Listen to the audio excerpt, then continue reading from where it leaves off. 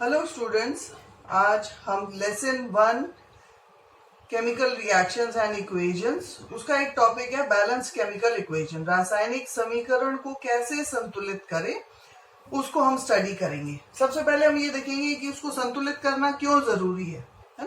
कोई भी एक अभिक्रिया है, उस अभिक्रिया में हमारे पास है रिएक्टेंट्स या अभिकारक और प्रोडक्ट्स या उत्पाद। तो रिएक्टेंट्स और प्रोडक्ट्स ये दोनों बराबर होने चाहिए, या तो तत्व के रूप में एटम्स के फॉर्म में और या फिर मास के फॉर्म में। हमें पता है law of conservation of mass क्या कहता है कि total mass of reactants should be equal to the total mass of the products, यानी कि अभिकारक का जितना भी द्रव्यमान है वो बराबर होगा उत्पाद के। अब किस तरह से हम रासायनिक समीकरण को संतुलित करेंगे, सबसे पहले हम देखते हैं। पहली समीकरण हमारे पास है आयरन वाटर पानी। जब आयरन और पानी आपस में अभिक्रिया करा तो हमारा बना आयरन ऑक्साइड और हाइड्रोजन गैस इसमें से निकली। अब इस अभिक्रिया को हमें संतुलित करना है। संतुलित करने के लिए सबसे पहले हमें क्या देखना है कि जो अभिकारक है, अभिकारक में कौन सा तत्व या कौन सा परमाणु कितना उपस्थित है, उसी तरह से हम उत्पाद में देखेंगे।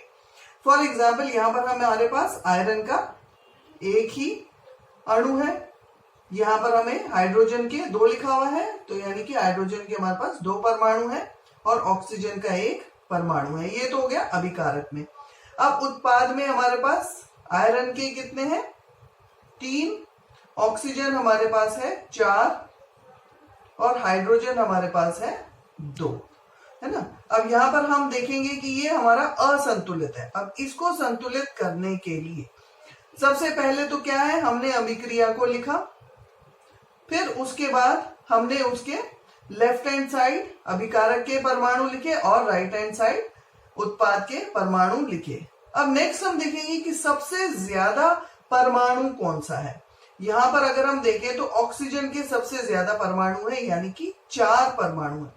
तो अगर इसी ऑक्सीजन को हम यहाँ पर इस एक को अगर हम 4 से मल्टीप्लाई कर दें तो यहाँ पर भी हमारे पास 4 परमाणु आ गए।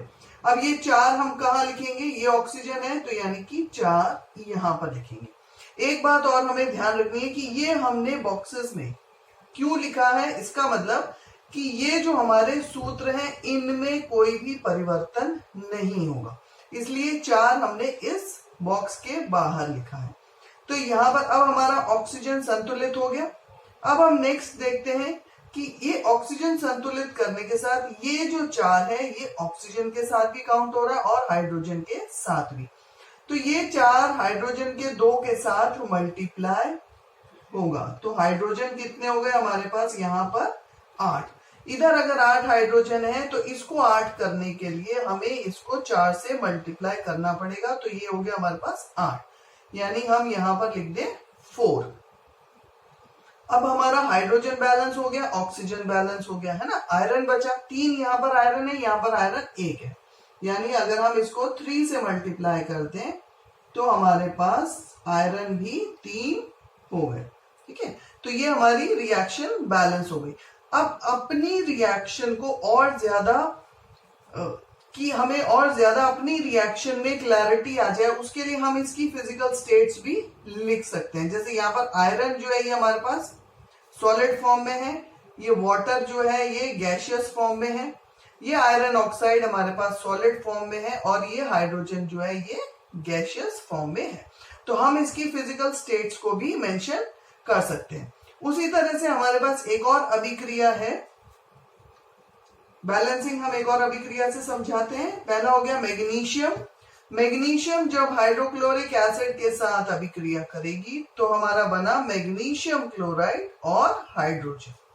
ठीक है, इसमें भी अब ये जो हमने एक तरह से आप ये मान के चलो कि ये जो हमने मॉलिक्यूल्स लिखे हैं ये इसके चारों तरफ हमने एक बॉक्स बना दिया, यानी इसमें कोई भी परिवर्तन नहीं होगा, जो भी परिवर्तन होगा वो उसके बाहर होगा।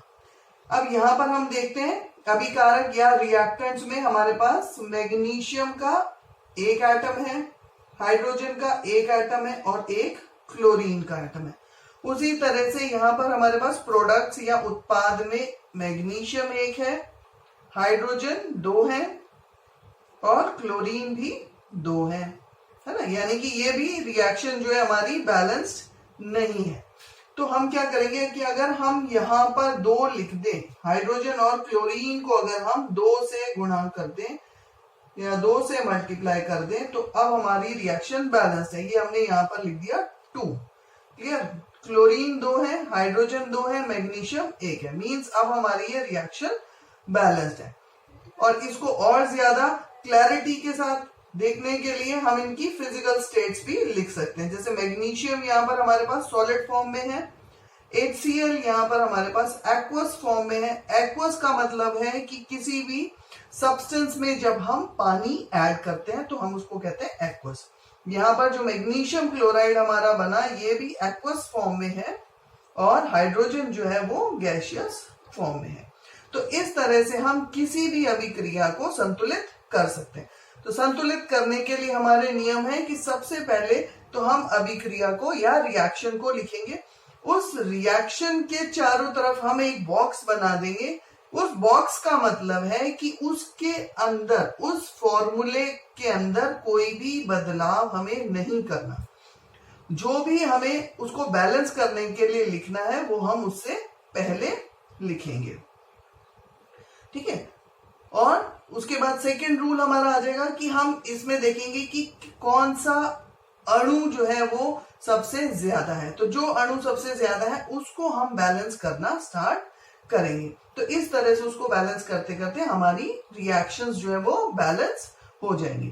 ठीक है? तो ये हो गया, ये अभी हमने आपको 2 रिएक्शंस शो किए। इसी तरह से आप और भी बहुत सारी रिएक्शंस को अपने आप संतुलित करना सीख जाएंगे। बस ये 2-3 जो प्रोसेस है, जो 2-3 स्टेप्स हैं, अगर उसको आप फॉलो करेंगे तो it will be easy for you to balance a chemical reaction. तो thank you students for watching this video. Next हमारा टॉपिक रहेगा different types of chemical reactions. ठीक है? उसको आगे आने वाले वीडियो में हम देखेंगे कि किस तरह से अलग अलग तरह की केमिकल रिएक्शंस होती है। Thank you for watching.